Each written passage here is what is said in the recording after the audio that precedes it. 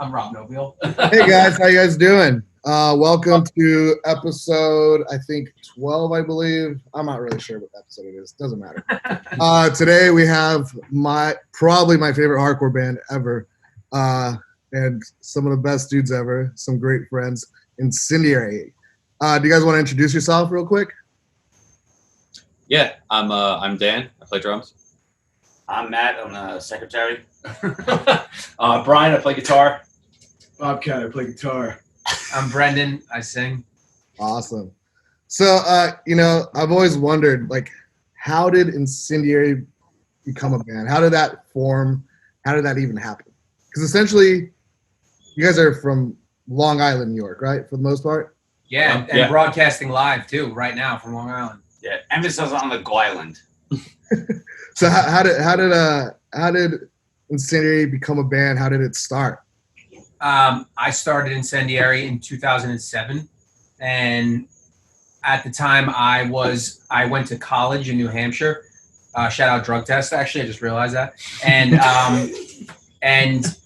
I came back, and I was always really close to my friends on the island still, but I was away at college, and they were all doing bands and shit, and I was always really jealous. So I was I knew that when I moved back home, I wanted to do a band, but I was living in New York City and everybody else was living on Long Island.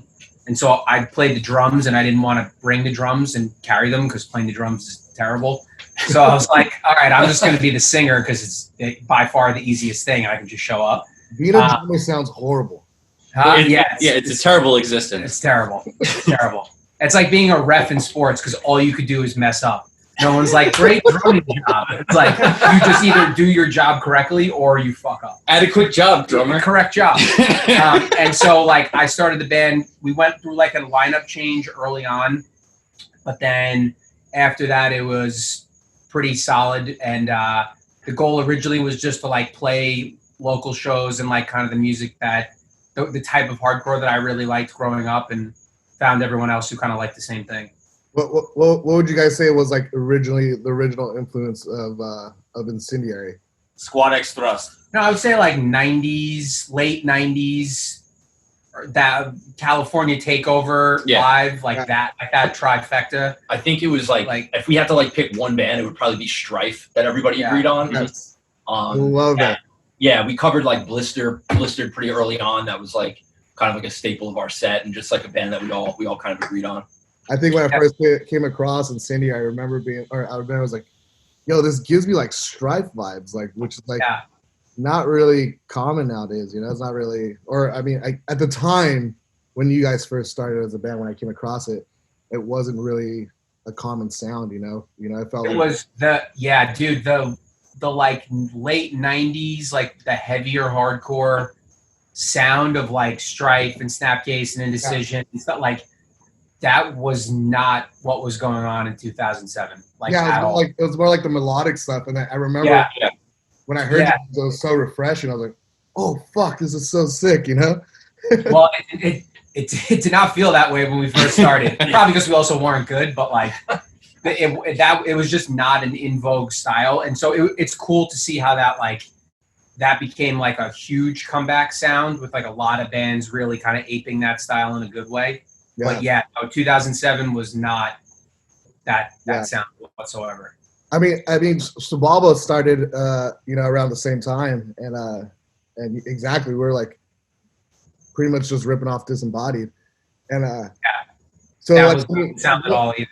That's going great. from when Incendiary first started to now, how do you feel about there's so many current bands now that are embracing this 90s metalcore, hardcore era, and I guess just straight up metalcore. How is it being one of the leading bands for so long? How does that feel to have so many young bands do that now? Do you guys embrace it or is it kind of weird? Well, I'll go first. The bands, some bands now are more about aping that style, to be as specific as possible. In other words, they're almost trying to nail it perfectly. You know what I mean? I don't really feel nowadays that we sound that much like a real 90s band. That was definitely like our influence, but I feel like a lot of the bands now are like taking the like mimicry. And by the way, I don't mean this in a pejorative sense, like in a bad sense, but just like they're like real, like they literally sound like they're from 1998. You know what I mean? So if anything, they've gotten better at pulling off that sound, but I love it because I like that kind of music. So I think it makes like now there's like more current bands that I actually like because they're influenced by a sound and an era that I personally like more. But to Brendan's point, like I feel like when there's like a fine line between like a worship type band and being influenced by a band. So like when a band is like influenced by things from the 90s and a particular, subset of bands and sound from the 90s and adds their own thing to it, that's when I get excited and that's what like catches my ear. But when it's like just trying to be as much like something that's already happened in terms of, the visuals, the aesthetics, everything, that's when I prefer the former there. Yeah. I like it a lot because it's like I love hearing like a current band play a part and be like, that's the way I would have done it. That's so sick. Like just hearing the part in the context of a song and just like whether it like kind of like calls back to that or not. Just kind of like being on the same page with what's going on like now. A thrill, I guess. In some ways, you're like, oh right, like hell yeah. I know. Yep. The new Humble record is sick. So I mean, that's rad because like it's like you're saying, it's like for a good period of time I wasn't really like paying attention to new or younger bands, and now like there's all these bands replicating this era that I loved, and I'm like, I'm getting excited again about bands again. Unfortunately, can't play a show, but whatever. So I always ask this question because hardcore, punk rock, metal, whatever, is not really like a mainstream thing. It's not, something that like you see on TV. You don't see it unless you're like involved in it. So how did you guys get involved in hardcore and punk, whatever you guys like? How was it for you guys growing up, and how did you first discover music in general and specifically hardcore? How did you guys get involved? Bagels. Why don't you go first, Dan? For me, my friend Dan took me to my first hardcore show. It was like in '97. It was Glassjaw, VOD, and Warp Weeble Wobbles and Levittown.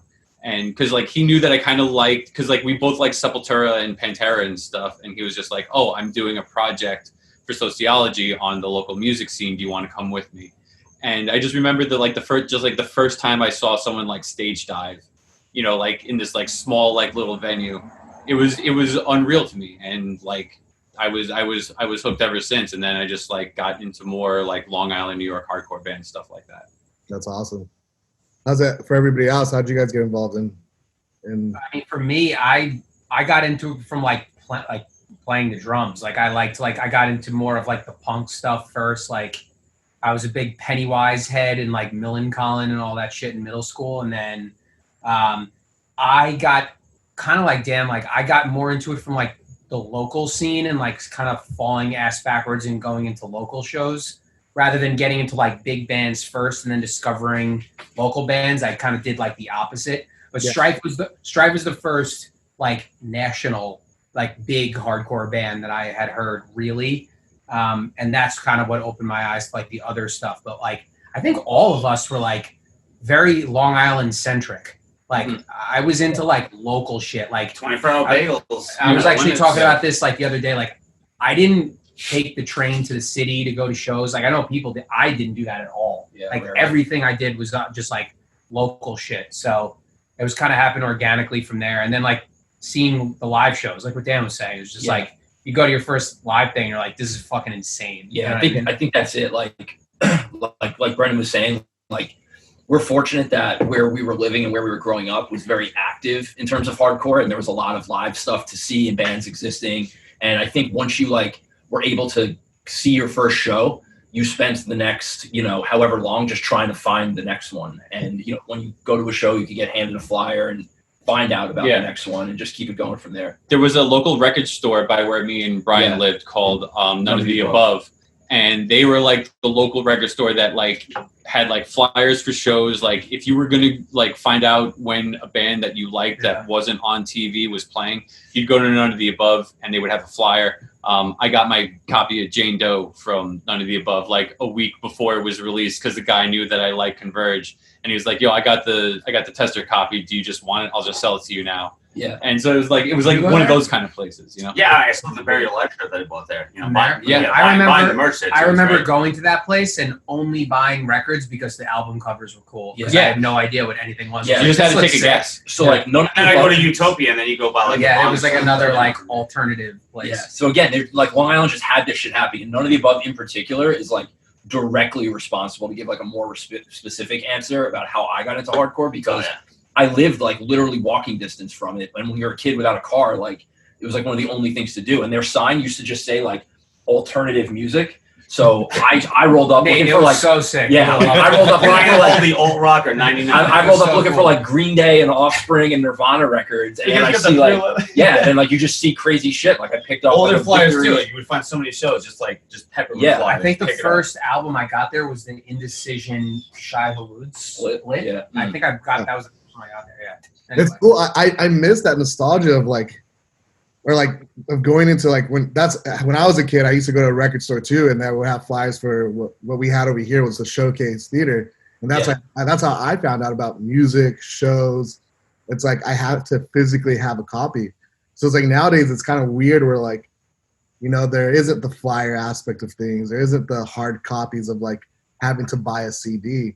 Where, you know, now it's like it's so accessible as far as like, you know, getting music. Everything's online. Everything's on social media. It's so crazy because I remember when you were a kid, you would get demos and I don't know. Like comp CDs even that was like huge. Yeah, I mean, there's less compilation volume 1 through like the Victory Style, and Punkorama EVR. Yeah, it was cool. Hundreds of thousands of people into alternative music. Yeah. Like the record store that I used to go to, they had a little section on the wall where people would just leave like their demos and stuff. Yeah. Just go in there, it was like, dude, what a fucking time, dude. Yeah, there was more of like a discovery factor where like you didn't like. I remember like you wouldn't even know who was playing on the show. You would just hear that there is a show at the VFW in your town. Yep. And you would show up and like maybe there's. I remember that happened to me once where someone was like, "Oh, like there's a show at the VFW," and I rolled up and it ended up being Sick of It All, Indecision, and Kill Your Idols. And like to show that I really had fucking no idea who was playing, I showed up in a Sick of It All t-shirt. Like if I fucking knew they were playing, obviously I probably wouldn't have done that. Right? I went to that show too. I just went by myself because I knew that it was happening. At the time, I was working at Hot Topic in the mall, and that was another place where like flyers were happening like early on. And I remember I got a flyer for that, and I just went. I was like, yeah, this seems like a cool place to go, you know. And the show was absolutely insane. But I think the flip side is equally interesting too, where it's just like there's no internet, so like if you didn't hear about something, you had no idea what was going on. Right? You're just totally unaware of like, oh, that happened, or like this band, like I didn't know about that. Right. That's why I never went to. I always say like the Silent Majority from Long Island, like they had their last show, and I was totally around for that, and I was like, oh, I didn't even know what happened. It's like because I had no way of finding out. I didn't see the flyer or whatever. Yeah, I remember as a kid, to like discover bands, I would always look at the thank you list. And I'd be like, this? And like, you know, I would go pretty much through a whole like labels catalog and like be like, okay, that looks like a cool record cover. I might like it. You know? I always think about now, like, cause I used to do the same thing. Like I definitely didn't know the difference.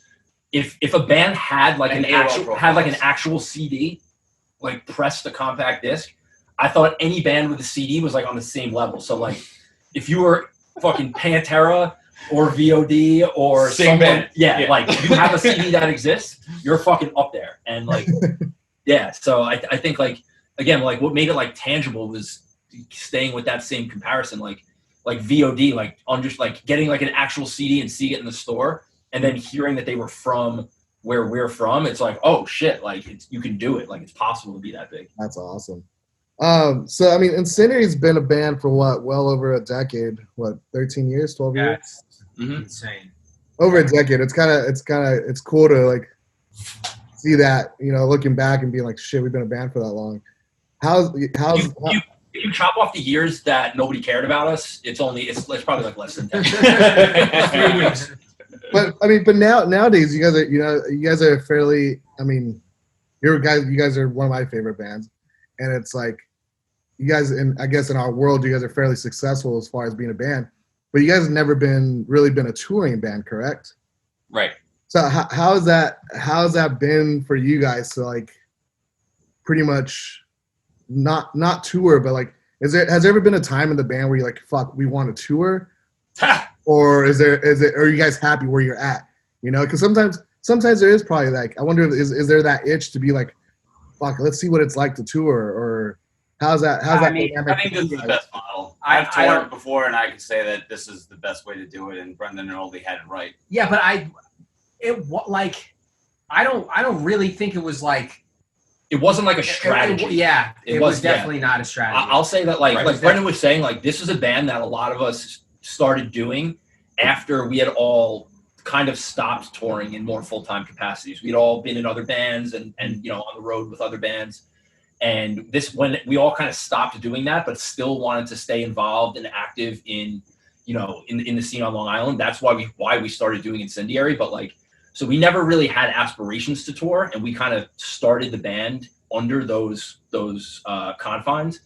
But as we started doing shit, like we didn't rule anything out or throw anything off the table because we don't tour. You know, we always tried to, like, we would field offers like, oh, maybe we can play in Massachusetts next weekend. Oh, and then we would just keep pushing that a little further. Massachusetts turned into Baltimore, which turned into Richmond, and then Florida. And you just kind of keep seeing how far you can push it. And that's why and eventually we ended up pushing that to overseas, to Europe, to the West Coast, you know? Yeah. So but as all of that was happening very slowly, we were getting like older and older and older. So like, I don't want to act like overly humble, but like there was a certain just like ignorance to the whole thing where it's like, oh yeah, like we booked a show in Boston and stuff. Like it wasn't like in 2008 and 9, we were getting these unreal offers and we're like, no, that's not us, man. Like we weren't popular, like nobody cared. So it wasn't like this, I guess we never thought about just like, we're going for it at all odds. Like that never happened. And so by the time that there was actual offers on the table to do things and cool, we were like 30 years old, and I was like, all right, this isn't happening. You know what I mean? So yeah, because it wasn't big off the jump. It wasn't one of those things where it's like, yo, if you heard the Incendiary demo, that shit is hot. Like 2000, like, just wasn't like that. Yeah. So by the time that it was more of like a slow progression. And so every year that goes by where you're doing more and doing more, everyone's personal life happens too. And everyone had to get a job. And like, it was just not a well thought out thing, but it was definitely not a strategy. I guess because we were like also like not ambitious. Like I wasn't trying to do anything cool. Like I literally just wanted to play on Long Island. Like my ultimate goal with Incendiary was to be like a somewhat popular Long Island band. Yeah. But I mean for Long Island, like that's it. That's all I care. I'm assuming, you know, by the time these offers did start coming, I'm assuming just work and life and family probably took you guys have to weigh that out. Yeah. I mean, it's been frustrating, really, really frustrating at times. But we just we've been lucky that most bands break up because of like things like this, where some, you know, Lil Timmy's got his girlfriend and she doesn't want him to be gone, and Mike got a job at fucking Xerox or whatever. Like we never had that. Like we we were always on the same page. And we didn't have like these big arguments, and that's why we're still together, because we kind of just were on the same page about this and just never premeditated some kind of like jump. And so life moves fast, and all of a sudden you're 32 and then things start happening. You're like, too little too late. Also, none of us work for Xerox. No, it was an example. But I mean, it's awesome that kind of formula that you guys have, because it's like you said, some people it's kind of the opposite. Like, well, fuck, we can't tour no more, or we can't be a touring band. But what's the point of playing?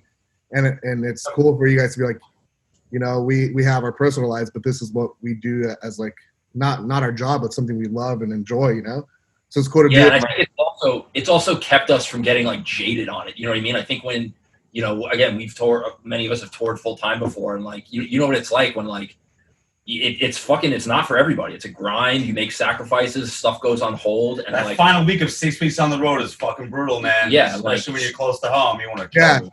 I've gone to the point where like, dude, you can't pay me to tour. Fuck that. right, yeah, like if I could just speak for myself, I would love to play 300 days a year. But that's just me. Like, I would do that You're like fucking tomorrow lunatic. every day. Oh, I wasn't trying to speak for you. Oh no, I no, just not at was all, like- not at all. Yeah, But like, I totally like also understand and appreciate like everything that we've gotten to do is absolutely amazing with like the like small amount of time that we actually get to spend doing it. You know, I also kind of like have like this like masochistic thing where I'm like, let's just make it as painful as possible and do everything the same, and let's work for 50 hours and also play as many shows as possible. Yeah. And just get super stressed and burnt out because like It's like counting, Stay awake all night, fly to the Netherlands, like, play a show, I fly don't know, back it was within just 24 like- hours. counting your vacation time down to the minute. Like that kind of 100%. stuff. Yeah. Yeah. I don't know, like some like psychotic shit about it that I like. I've too. gone to work on Monday mornings and people are like, you just came back from France? And I was like, yeah, I mean, Yeah, we got back like yesterday. 1 o'clock in the 100%. morning. And everyone's just like, what? Are you kidding me? I'm like, Yeah, I I was- was I was in gotta Belgium build the this weekend. elevators. Let's fucking go. yeah, it's like I Well, thought I've seen that where you guys go to Europe for like. In between, it's people with diarrhea I'm having all day in the morning and just everything else. It's like, oh, shit. All right, I'm back at work. I'm not taking a vacation day. I'm not taking a vacation day. Let's see how painful we can make this.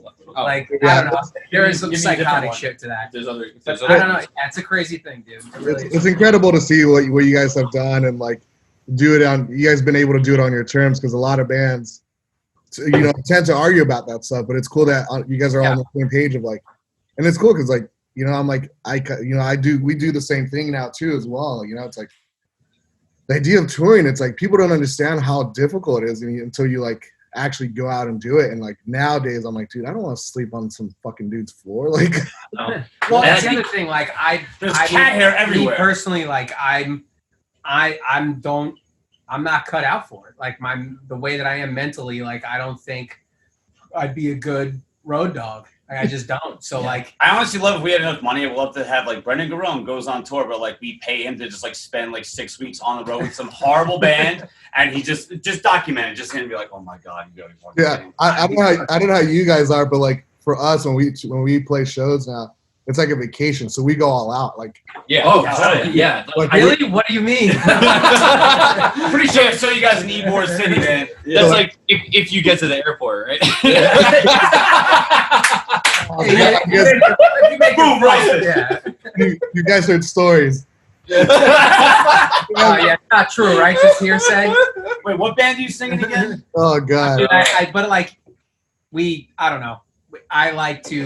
I think we've like pushed it pretty hard, and it was always important to me to not have that thing where it's like, well, what's the point of even playing then? Like, I don't know. I think that sucks. That's why I was so happy that when you guys stopped being like total road dogs, you still played shows and made it fun and like, Dude, it's fun.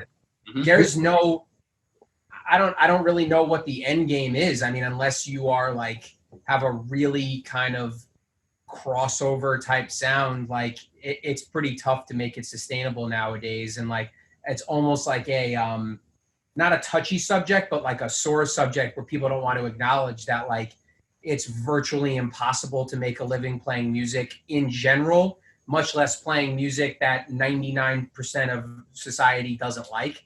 Like that is a reality. And like, it's cool to pay your rent and shit like that. And it's hard to fucking make a living. I mean, the reality is that to be what you would call a successful musician is that you do have to tour 300 days a year, 100%. 100%. Which brings me to my next question. Obviously you guys aren't necessarily a touring band. So like, watching this whole pandemic hit and affect some of our friends who, their livelihood is touring, their livelihood is in the music industry. I work in the music industry. So like watching it kind of fall apart, it's very difficult. But like for you guys, during this pandemic, how's it affected you guys like personally? Well, how's it affected you guys on a personal level? And then how's it affected you guys as a band? Like, are you guys still writing music? Are you guys plan to do more stuff? Or And then on a personal level, how's it affect you guys? Like, you know, are you guys working? Are you guys not working? How's this whole pandemic affected you guys? Yeah, well, personally, like, or I'll speak for the band first. Like, you know, fortunately, because of our like limited schedule, like we didn't have a whole lot that got canceled or that we were planning on doing. We did have some cool stuff coming up in Europe that we were looking forward to. That you know, unfortunately can't happen. But it's not like, you know, plenty of bands are in much worse positions than we are. So, you know, we're not we're in no way, shape, or form looking for sympathy. But you know, personally, I'm okay. I'm healthy. Still have my job, working from home a lot. It keeps me busy. So I really can't complain. Other than New York City is like absolutely crazy and like surreal during this whole thing. Oh, it's wild. Yeah. In terms, April, you should go back. yeah. In terms of the band, we didn't do shit for a while because, I mean, for a while, at least in New York, like you couldn't see another living human soul if you wanted to, close friends and family included. So it wasn't until you know, a few months ago where we felt comfortable even seeing each other again. But you know, more recently, Dan and I have been getting together and working on some stuff. So yeah, like we're definitely doing our best to fill up. I'm trying to keep music as much part of my life or the same percentage of my life as possible. And if that's not playing shows right now, then that's going to be like writing music and practicing and working on new stuff.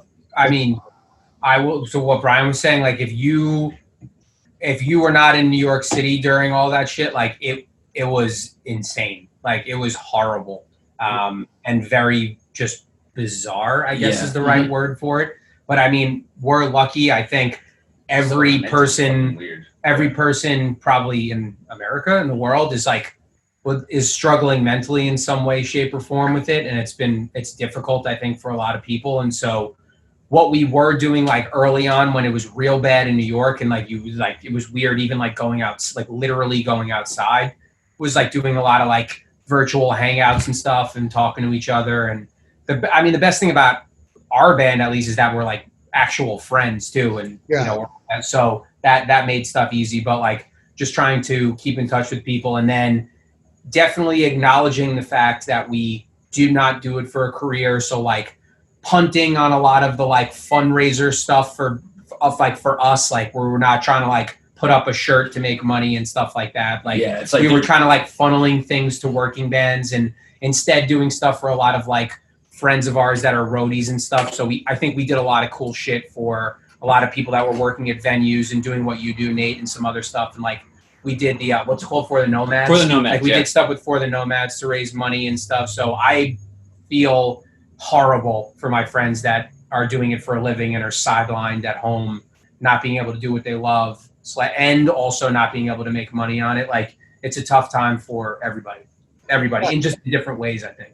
Yeah, it's stressful, man. It's like every day, you know, it's like, you know, you kind of think it's like what's going to happen with the music industry. You know, it's going to affect it, you know, on a larger scale in one way or another. What that is, I don't know yet, but it is scary for people that do work in the music industry, because I find myself some days just being kind of like, you know, I find myself in a depressive state sometimes, being like, oh shit, I got to reinvent the wheels and figure out what my new career is going to be. Because and I'm very, you know, things like this, doing these Q&As and doing this live streams are working for me. But like I've talked to some friends who are musicians and like people who are promoters, people that work in the music industry, and it's a real dark place for a lot of people. Yeah, you have to like be creative and like stay busy and stuff. And the crazy thing is that like if you had to make from scratch like the worst possible like job for this virus and for COVID, it would be an aggressive musician, because like the entire thing is curated to be problematic with like small venues, like people not jumping on top of each other. Like it's just like you could not. It's affecting people that play the music that we do more than almost any type of career in the world. Literally.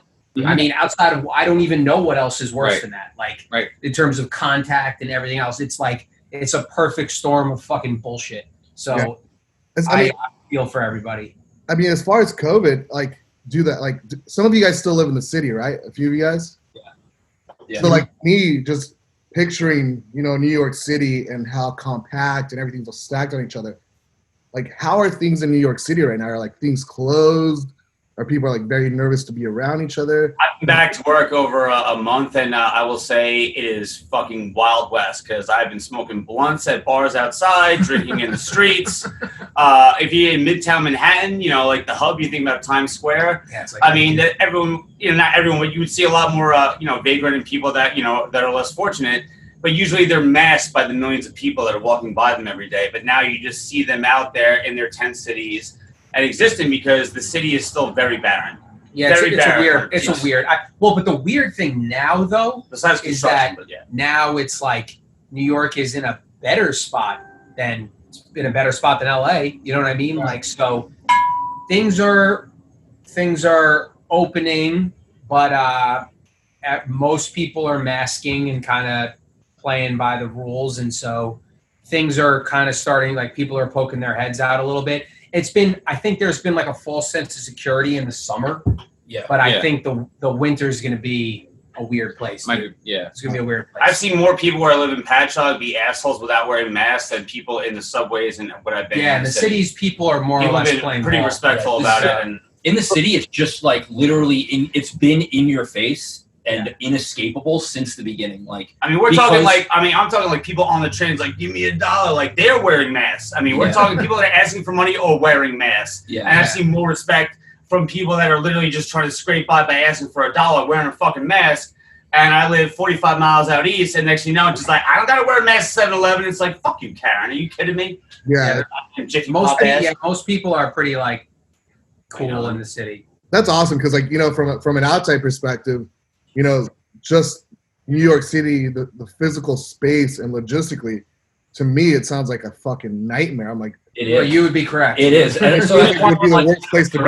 Your answer for would the be for the first couple, like, weeks, months, when people like weren't sure if is this real, is this not, like in New York City, like there was no question because you're walking out the door and see it. You see everybody masked up. You see your fucking favorite bar, favorite restaurant closed up. You see the fucking truck that's taking frozen bodies from the fucking morgues. Like, it was real and like in your face, literally, when you open the door and walk onto the sidewalk. So like, I think it's just been taken a lot more seriously from the beginning there. And like, like we were saying, like now when things are starting to open back up, even with that, like people are still being more cautious than maybe they need to, because for a while it felt like we're like in this together and like doing this work now to put ourselves in a better position. Yeah. And it's only now beginning to feel like that better position is starting to pay off for us. Yeah. Which will be my sister being a school teacher, and they're going to let the kids go back to school in September, which is going to be a fucking catastrophe. But the school thing's weird. Yeah. Yeah, that shit's weird. I mean, it's cool for the You're most not part. allowed to have inside seating in New York City. I mean, in other areas in New York, it's fine, but in New York City, you can't sit inside bars and you can't have food inside bars. So it's got to be all fucking curbside. Yeah, it's But outside. yet, we can let all the children go back to school in September. It's so weird because here it's the same. Like, at least where the city I live in, everything's outdoors. But you go, 5 miles south to Orange County, and it's there's indoor restaurants open. It's weird. Really? Almost, Whole different story. Damn, that is crazy. Yeah. Oh, because it's just like whatever county has different rules and everything. Yeah. Each city has its own. That is I crazy. heard that the affluent areas in LA County, they're kind of just been like, yo, fuck masks. We don't need to wear masks. We're assholes. Dude, yeah, it's weird. It's just different areas that are like have different views and perspective, and it's almost like it's turned this whole fucking year. We have a pandemic. We have, It's a bad acid trip for like a long time. dude, I feel like I'm in a fucking movie, and it's crazy. Yeah. But between a pandemic, That's not on me before, so I kind of understand, man. Like I tried waking you up once, it was horrible. So I yeah, get it. like we have a new, there seems to be like a huge political divide. The Black Lives Matter movement's bigger than ever, and it's crazy shit after crazy shit after crazy shit. For you guys, how's this, like, all these scenarios affected you guys, or because you guys live in a major city, so how's it affected your guys' city, more specifically, the Black Lives Matter movement? It seems like, for us in the alternative music, we've all been huge support of it, but how's it for you guys as a band and where you live in particular, is there still marches going on? Is there no marches going on, or how's it like? There still is on There Long are. Island. They're still in the city too. Yeah. There's a couple of groups that still do marches pretty regularly on Long Island. It's not as huge as it was, say, 2 months ago, Mhm. but there is still activity going on in that front, and then Yeah. in the city there's definitely still some going on as well. Yeah, I mean, and we got to do some like after George Floyd, there was a lot of things going on, and like the activism in terms of bands like raising money was pretty crazy to see, like with some of the sheer amounts of money being raised, like whether it was what Will Putney was doing like through his live stream thing, or like some of the stuff that a lot of bands were doing, and some of the merch stuff that we did. Like, T-shirt was pretty cool. Yeah, like we did a lot of. Oh yeah, like it was really cool to see just like the amount of like how fast everything, like bands were jumping on stuff to raise money. I mean, the amount of money in our like loosely connected scene must have been like hundreds of thousands of dollars. Yeah, at least 100. Oh, that was cool to see. That was so crazy. I was one of the times I was like very proud. One of the many times I was very proud of like seeing our scene come together to like One of the man, activate and do something. Yeah. So that was very cool. That was very cool. Also, for Long Island specifically, I should say. Oh, you're literally wearing it right now. Like John Lopez and some backtrack dudes like made this T-shirt for just like basically all the Long Island bands, and did that as a fundraiser too. And they're really sick, and that raised a bunch of money. So like, I was very proud of seeing all of our friends and acquaintances doing shit there. It was awesome.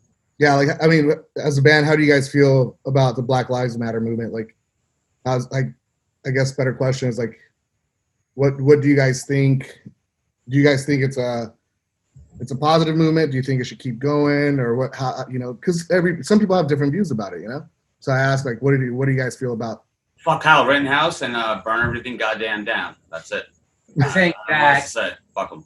I think that the movement is a function of a lot of inherent frustration with the Black community that has come to a head, and these shootings unfortunately act as catalysts to surface the already existing tensions that are there already in the community and in American society at large, and you're seeing it play out into a head. And the reality is that people are angry, and these things surface, and so you expect them to surface, and it makes complete and total fucking sense to me. That's what I think. I think, how could you not see things like this happening? And it's just a product of time, in my opinion, right? Like when you see these things, when systemic problems happen for a long period of time, something, it just takes this little spark to like throw on the tinder, and you see everything kind of go up, and this was the time.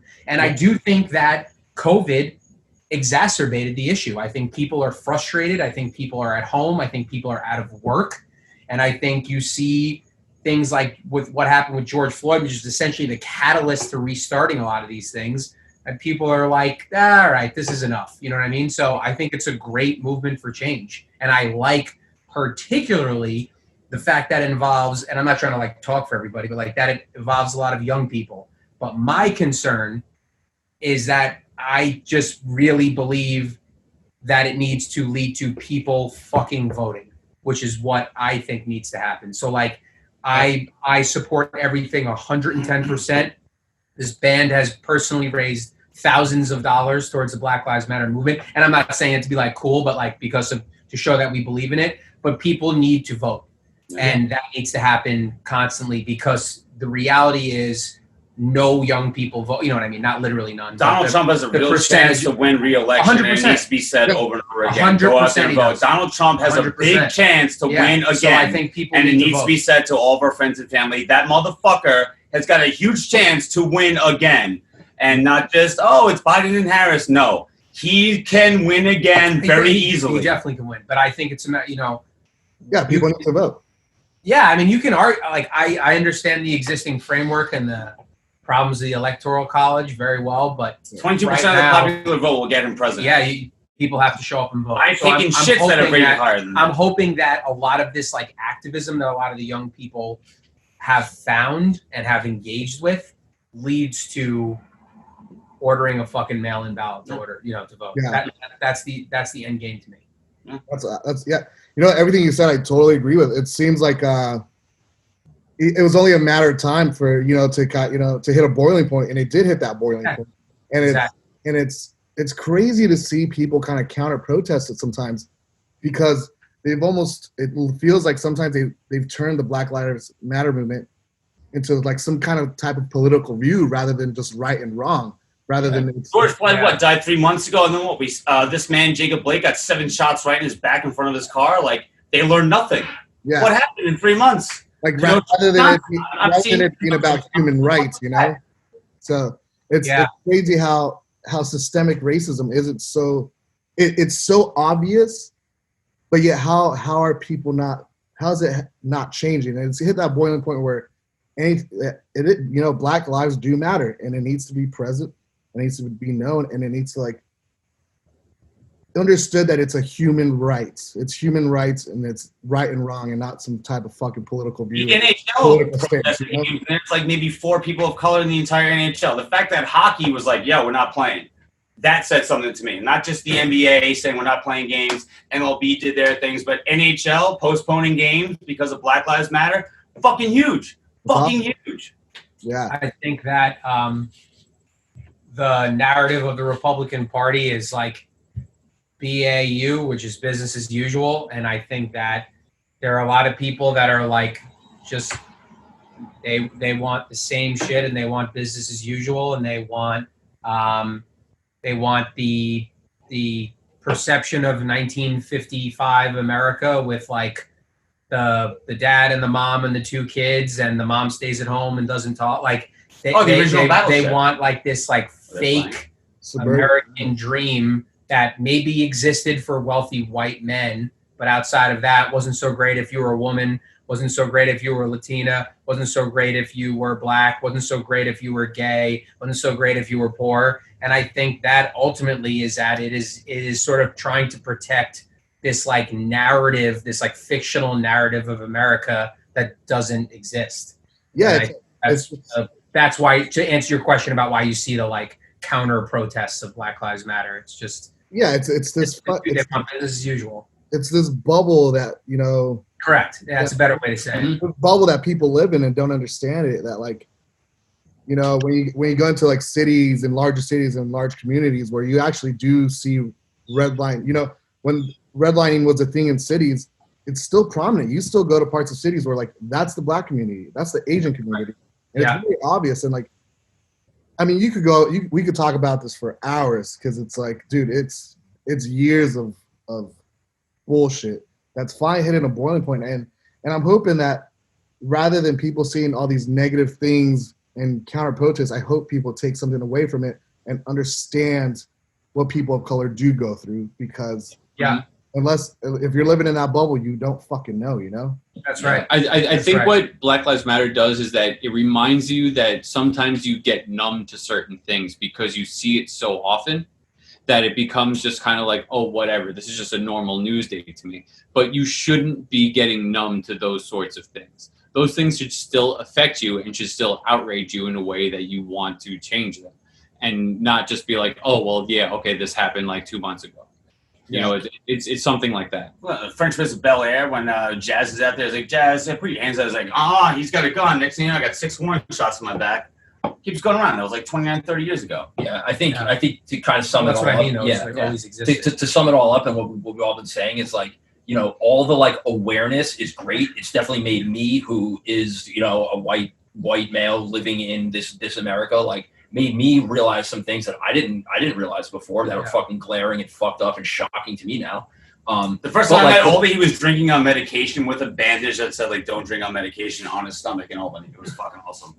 But like so that's all like, well, that's a real story. Right. What the fuck's that?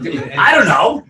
Anyway, yeah. Okay, but like the call to action is like the literal only thing you can do that matters is vote, right? So like, yeah, surfacing information and posting shit online it's great. I've learned a lot. It's opening up a lot of people to other problems, but like the call to action and the single thing that you can do to make a difference and actually invoke some change is to vote. That's it. Yeah.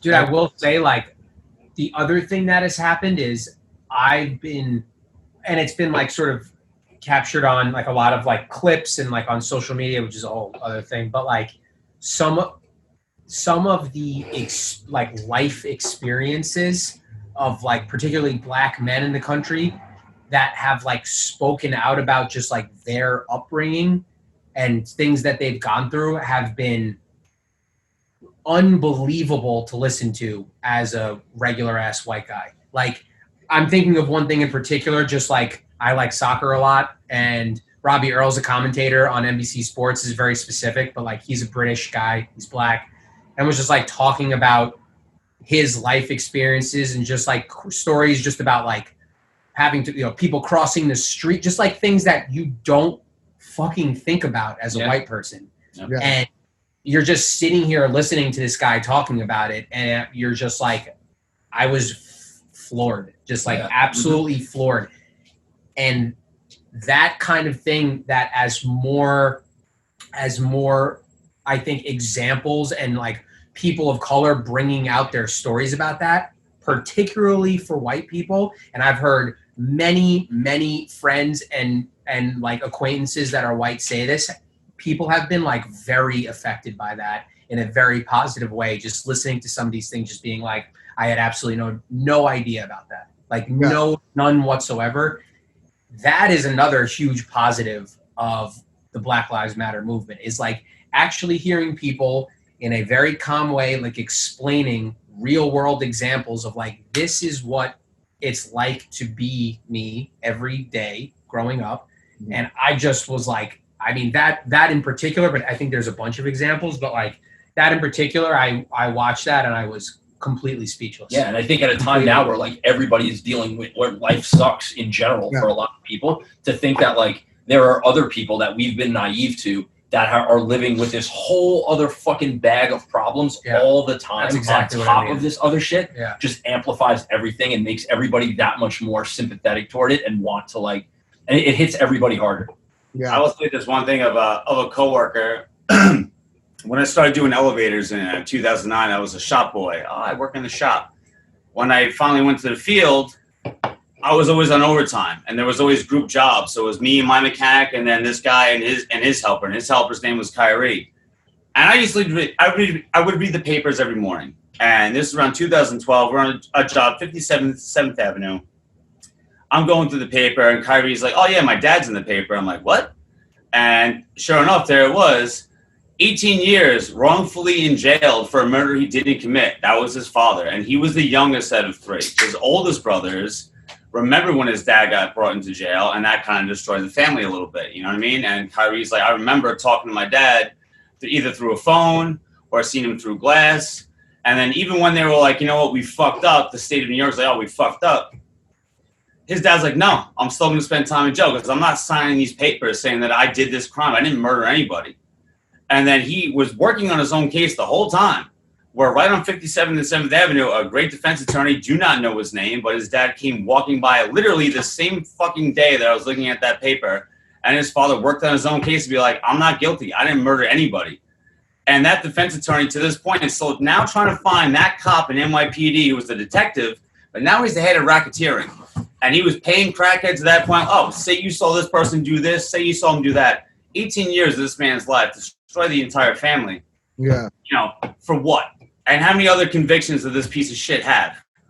And this is on and on. And you know, it becomes a point, especially in New York City, where like maybe every other paper you're going to see a story of someone like, oh, 35 years out of jail, or, you know, 10 years wrongfully in prison, and here's another lawsuit, here's this one. It is all over the place. And for me, he's my brother. Like, you know, we're both mechanics now, and, you know, I've been to his kid's christening. Like, that's my dude. And it's like, it's never, as a white fucking dude, that shit never hit me until I was working with him, and I was like, holy crap, like this is real. This is actually happening. It's and insane. that's what changed for me. I can't even imagine what that feels like, or what that would feel like, you know. And I hate to say it, that that's probably common. It's probably happened so many times, and yeah. Oh, it's Yeah. rampant. And then I guess the most important thing that we can do now as people is vote. And these next few months are gonna be kind of crazy and kind of scary. So we'll vote and talk and have conversations with people. Well, Black Lives Matter. Go vote, and that's all you can really do right now. So this past week, a band that we all are friends with, we love, Riley Gale, passed away. It has hit our community in ways that I don't know, I can't put it into words. It fucking sucks. Incomprehensible loss. You guys as a band, had the opportunity to meet Riley as well. Can you guys share any words, any stories, anything about Riley that you guys like to say? Yeah, I mean, I think it's unbelievable, and honestly, our band has been fortunate enough that we have known Riley for a while. We came up right around the same time as Power Trip, played a lot of shows together along the way. Obviously, the last couple of years they fucking took off and became the biggest band in the world, and it was nothing but well deserved. It hit me so much harder personally than I thought it was going to. Anybody who knows Riley and all the stories you see posted, just reaffirm how absolutely true it is. The guy was something special. He was doing something special. He connected with every individual personally on a level that I can't think of too many people that do. And it's beyond the personal loss of someone that despite only maybe seeing them 4 or 5 times a year for the last 8 to 10 years, I consider it a friend. The loss for what we all do is the biggest hole that I see. He was our guy and our representative at the table and a leader at the level that he was doing shit at and his band was doing it at. He was waving the flag for all of us, for Incendiary, for Zabalba, for fucking every band that had been there and come from the same culture. He was the best possible representative that we had at that level in a band that everybody had believed in and everybody supported just as much as he had supported us. And that loss, I think, is it's irreplaceable and such a huge fucking loss for the hardcore community, the metal community, and the music community at large, and anybody who had met this extremely special person. Yeah, I mean, Riley was a dude that you see him a few times a year, and it felt like it was yesterday. You remember every little bullshit joke that you made, every little interest or hobby or whatever you had, no matter how small. He made you feel you were one of his boys, and he brought you in. He brought you into his. And that was with literally hundreds of people that he knew. Exactly. He treated everyone the same, and that's what you saw from this. Yeah, is how many people he actually touched, and everything that he had, he wanted everyone else to have too. He was just if I'm doing this, you're doing this too. Let's go do it. And it was just really, really something special. And it's just the way he made time for people that were interested in stuff that he was interested in was unbelievable. The other thing, I mean, you guys said it better than I could have.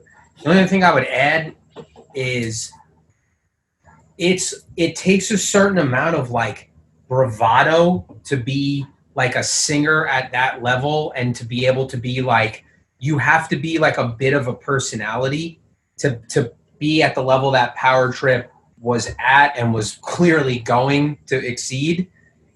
But being that guy and the front man, but then also being how he was off stage and a humble thing, that's not easy. It's hard to flip the switch and be this magnetic personality on stage and then be the most sweet, wonderful person off stage. Takes a lot. That takes a special person to be like that. And I think, the only fucking good thing about this is just seeing how universally loved he was, which you don't normally see, I don't think. But I mean, it was painfully obvious how touched by so many people that he made them and how he felt about them and how people felt about him. It was pretty much unbelievable to see. It's a staggering loss. Yeah, it still doesn't even feel real. To kind of like bring it back to something we were talking about earlier with like, in how Incendiary doesn't tour, and like Power Trip was like doing it for like all of us, you know what I mean? And like Incendiary is not out there on the road, Zabalba's not out there on the road as much as we would like to be. But like I felt good knowing that like Riley and Power Trip were and like agree. representing what we all do in a way that was like so authentic and accurate, and like we couldn't have asked for like a better face and a better voice to be doing it for all of us. I completely agree. When you do this like part-time bullshit that we do, I felt like I am like the guy in the fighter's corner, just being like, yes, like I want guys to be like, this is fucking awesome. Yeah. And like, I feel like the entire hardcore community was like, yes, fucking yes, we got one. Like, go. Everybody in the entourage. You're sitting there at home being like, you're literally living vicariously through it's like, I want you to succeed. It's like, whatever the opposite of competition is, that's what I feel like most bands in hardcore are now. Camaraderie. And yes, that would be potentially the antonym, if you will. Mm-hmm. But like, Ooh, words. I just feel like every fucking person was like, yes, go, fucking go, crush it. You know what I mean? I agree, dude. Like, I've been, watching Power Trip grow over the years and go from like, playing hardcore shows to doing metal shows, and still very actively live in both worlds. Right. But watching that band grow, you're just like, this is so sick to see your friends do well. Like, exactly, you're just rooting them on, and it was so cool to see that. Like, to me in my head, I was like, dude, this is the next biggest band, because it was so natural, and they also organic. Yeah, that was it, man. It wasn't forced. Like they were playing fucking, like anytime they played New York City, like it was like an event. You know what I mean? Like they would have their scheduled date of tour, but then there would be the fucking after show at the Acheron, and there would be the fucking show after that, and like pre-show at the Acheron, all just excuses for like Riley and the band to like make themselves available to see all the fucking people that they wanted to see and that they wanted to bring along with them. But even at Sound and Fury, right? Like it was like us then Power Trip. Like I was even saying on the mic, like, enjoy this, because like this band in next year is going to headline this entire venue just on a regular ass show, and like you haven't seen anything yet. You know what I mean? Like they were. And it always felt like you were watching something special. It really did. And I know it's easy to say that after the fact now and like romanticize things, but it's true. Like 100%. Every chance you saw that band, you like. I remember it, man. It was like when they did the Cannibal Corpse Obituary Gatecreeper tour, and it played Irving Plaza in what, 2 years ago, 2018. I remember thinking like, because we'd all seen Power Trip, numerous times from that in basements or whatever. And watching them on like on a real stage, I remember having the moment being like, holy fuck, this is no longer me like watching my friend's band have a good set. I'm watching a band that's like on top of their fucking game, hanging with like the biggest bands ever in the genre and continuing to pull people in. It's incredible to watch it. And it's so cool to see them do it so organically and like always so humble about it, and it's affected many of us on a personal level, because, I always, it's hard to explain to people what it's like to be in a band and what it's like to tour, and it's crazy because, I've probably seen you guys more often than I've seen some of my family, and in this music community, you're watching your friends grow, you're rooting for your friends to grow, and even if you're not constantly seeing them on a regular basis. There's this scope on all of us that we're all just watching each other and rooting for each other, and it's such a cool thing to see. And again, Riley in Texas is like me coming to New York and seeing you guys. It's one of the coolest experiences. Just like we didn't skip a day. We didn't skip a beat. Anytime you would go to Texas, Riley would be there. He'd either book your show, he'd be at your show, and it'd just be like like you just saw him yesterday, and it was so humbling to see him grow as a person, see Power Trip grow as a band, and dude, to me in my head, I was like, yo, this is the next fucking Slayer, you know? Straight up. 100%. Absolutely. 100%. I think everybody felt like that. There was no ceiling for them. Like the sky was the limit. Yeah. And you're just sitting there like, fuck yes, Slayer's out, Power Trip in. Yeah. You know? 100%. Can I say one thing if that's cool? If nobody Yeah, minds. go ahead, Yeah. Terry. This is Bring it, all, Terry. I'm gonna, Oh, sorry. Go ahead, Bobcat. I'm gonna break my fake Bobcat. This is Terry. He sings in what's that band called? Mick Foley. Doesn't Steel matter. Cage, baby. Steel Cage. Steel cage. I am so lucky that I've been with these dudes for 6 years, and because of that, I was lucky enough to meet somebody like Riley, and Riley was the fucking absolute goddamn best. Like, no matter what, no matter how long it had been, he would take 5 minutes for me, whatever. Ask me how I was. Remember shit about my job. Remember shit about my girlfriend. Like, just make time. Michelle for me. during discharge. It made the fucking like absolute world for me, and like it's made me think about punk, hardcore, everything. It's made me think why I got involved in this, why I love these dudes, and yeah, I'm gonna miss them forever. Yeah. And, that's Well said. Yeah, man. There's a lot to learn from Riley. You know, you know, after you play in a band for so long, and like, I mean, people like, you know, bands like Incendiary, where like you guys are, you know, work so much, and then you go to play a show, and then, you know, sometimes I can imagine that being stressful, going straight from like a show to work. What do you mean? No, I'm just kidding. Yeah. In the sense that sometimes, like even myself, you know, whenever I do go to tour or whatever, play a show, it's hard sometimes to like even communicate with people. It's hard to sometimes even like get involved and just ask someone how they're doing. Yep. And that's one thing I learned from Riley, was that I've learned to slow down and just be like, hey man, how you doing? Good to see you. Because In the moment and present.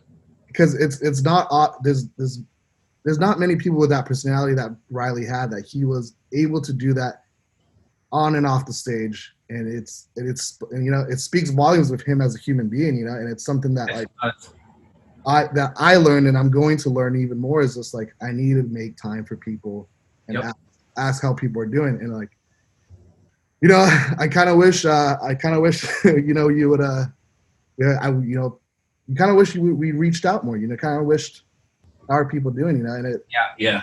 Honestly, that's like a lot of the reason that like you'll notice that like almost I call you all the time, man. You know that. almost all of us are here right now to do this. It's because like, you know, we were talking before this. It's like, yo, given what happened with Riley, like, is it still like, should we still do this? I don't know how it feels, but like, we wanted to see each other and we wanted to see you for that exact fucking reason. So like, Riley is a big reason why we're all here doing this, not just one or two of us, and that we wanted to make it happen with you, Nate.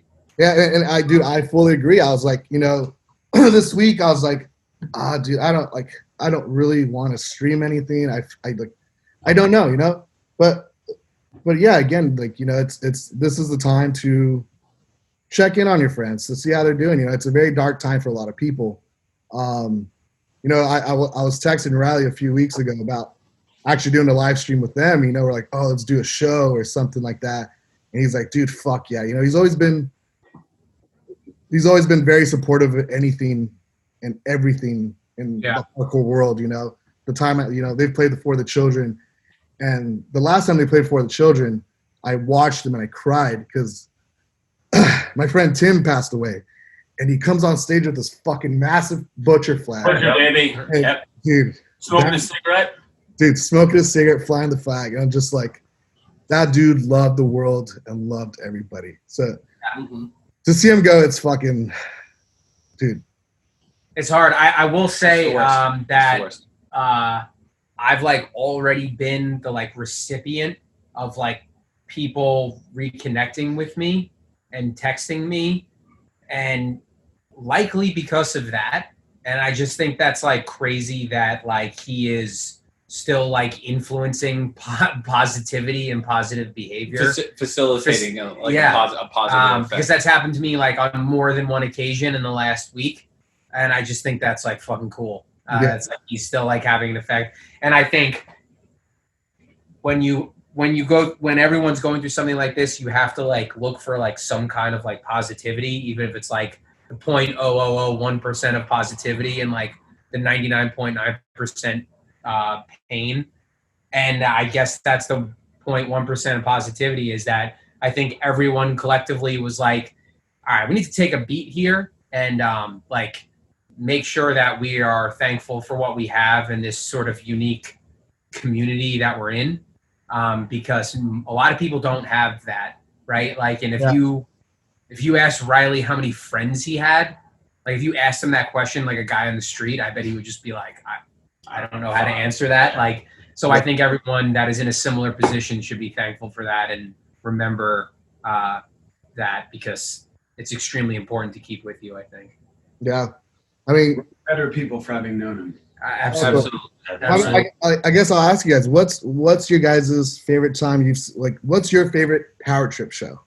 Like, what's the most memorable power trip show that you personally have witnessed? And he showed the Acheron that he didn't hurt his back at. For me, it was Sound and Fury the same year that we played, and they played right after us. My friend George, who I've been friends with for like probably 25 years at this point, this was the first time he ever saw us play live.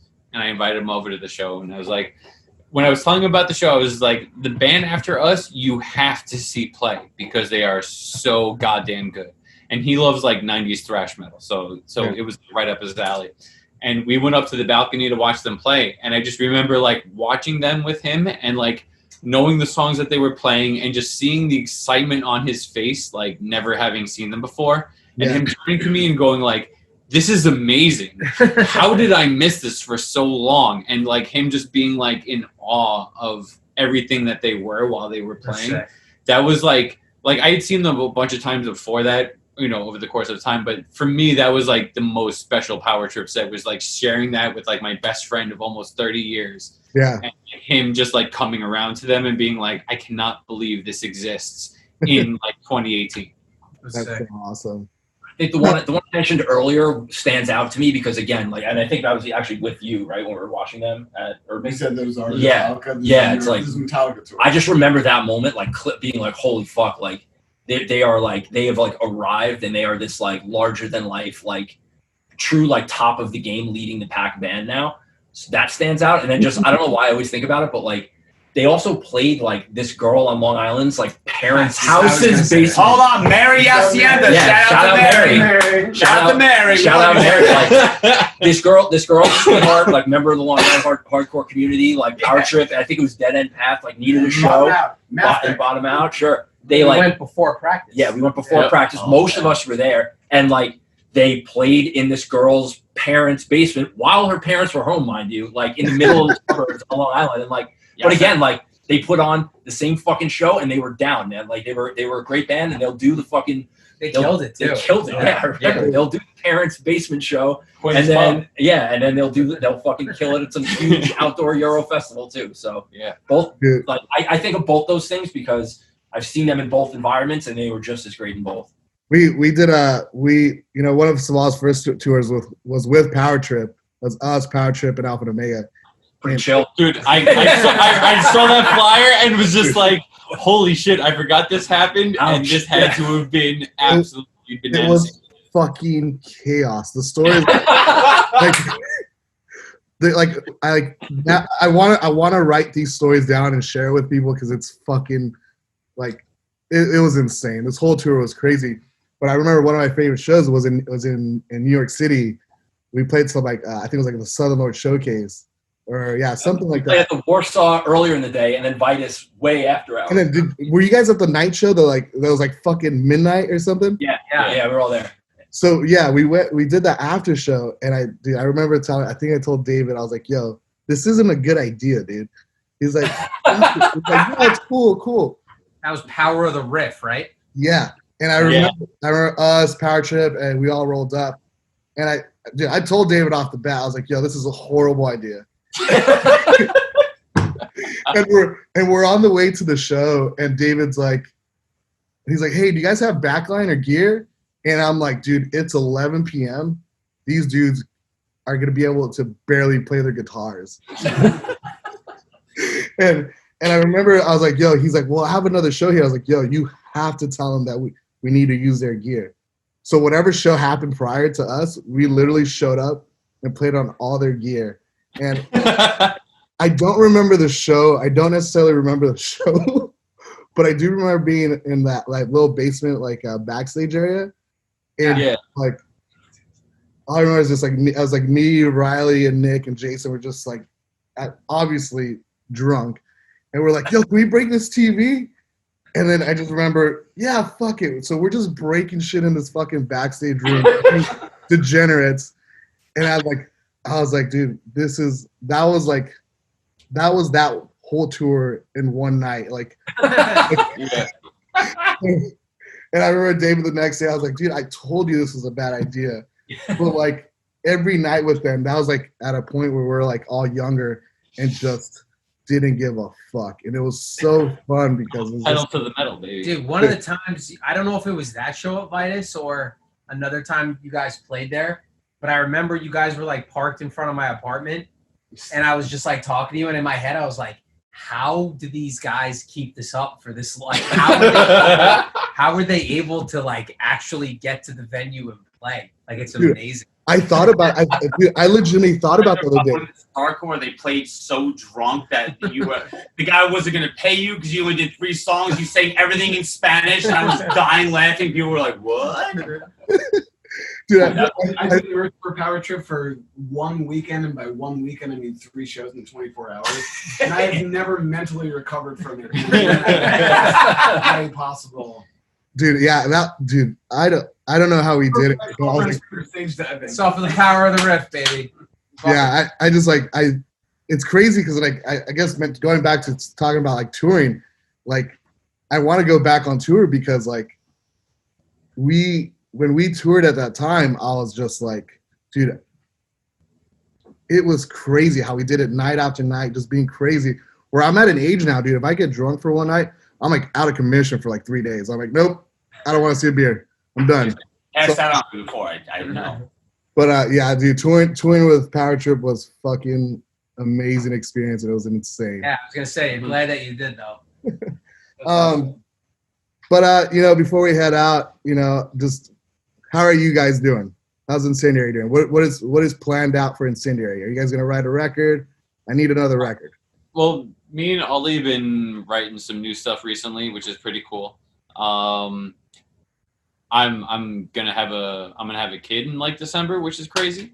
Congrats. Yeah, so that's pretty nuts. We're gonna be parents. Yeah. We're all sharing ownership of the child 5 ways. 5 ways split. Now we call him daddy. It's not sexual anymore. And you know, just like getting on to like that like phase of life, which is pretty crazy, hitting the fast forward button pretty quickly, but still writing music and like feeling good about it, you know? Yeah. We're steel, man. We're not going anywhere. We just keep rolling and rolling and rolling and rolling. We'll have shit going on. I don't know, whenever music comes back, we'll play a show. We've been talking about some stuff for next year. I'm not super confident that it's going to happen, but if it does, we'll be there. Yeah, I'm thankful that one of our last shows before all this was the show in LA. Yeah, because that was one of our literally probably our best headlining show ever. Period. Definitely. So I'm just glad we got a big one in before all this happened. So That new Gulch record. record is fucking sick. Yeah, Gulch is sick. Yeah, Gulch is For sick. real.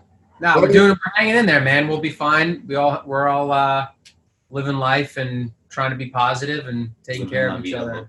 That's it. So Incendiary is gonna still exist, past this pandemic, and Incendiary is forever.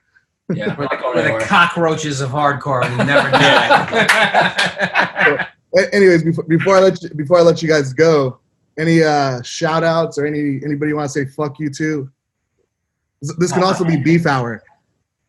Really? Yeah. I don't really have any beef. I got beef up. Fuck you, Terry. No, I love Terry. No, fuck you, Terry. Terry's awesome. Shout out Bobcat, not Oh, here. yeah, I know. Getting his Much learn love on. to Bobcat. He is hacking the love him. planet. Bobcat's doing like some schooling, and he's taking a class right now, so he couldn't join us, but he's here with us in spirit. And do I have any shout outs? Not really.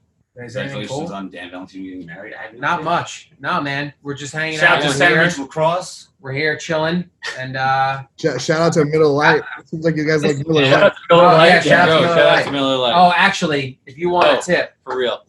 right here, Cutwater margarita. Oh, that's so gross. Gross. Hell yeah! Woo! Ooh, Interview's over. this is delicious.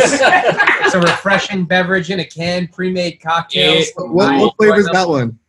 This is the margarita. Some of the other flavors a little It's got 2 iffy, calories. but That's got Cutwater, if you'd like to sponsor us, I enjoy this premium beverage. How Pre-made hard, cocktail. how hard is it to make your own cocktail, dude? Come on. Yeah, if you go to the beach or something, you're not going to make a fucking canteen of margaritas. They're fantastic. They're easy to Well, drink. You know, they're great. Oh my god, I've had a few of those and they're so gross. They're It does the job. I don't think you're drinking them right. Yeah, man. It does the job. It does You ever the had a margarita, Nate?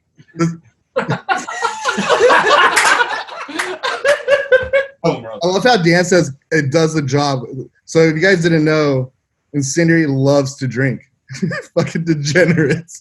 Yo, common misconception: we are a straight edge band. I don't know how we got that tied to us such early on.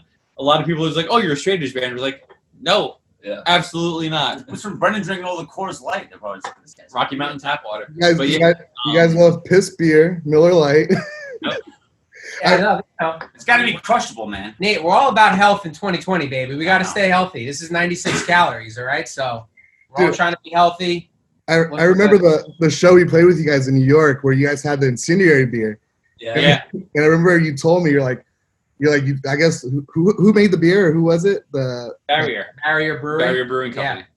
And I remember the description you told me that you told them was like, I just need something I can fucking pound and crush.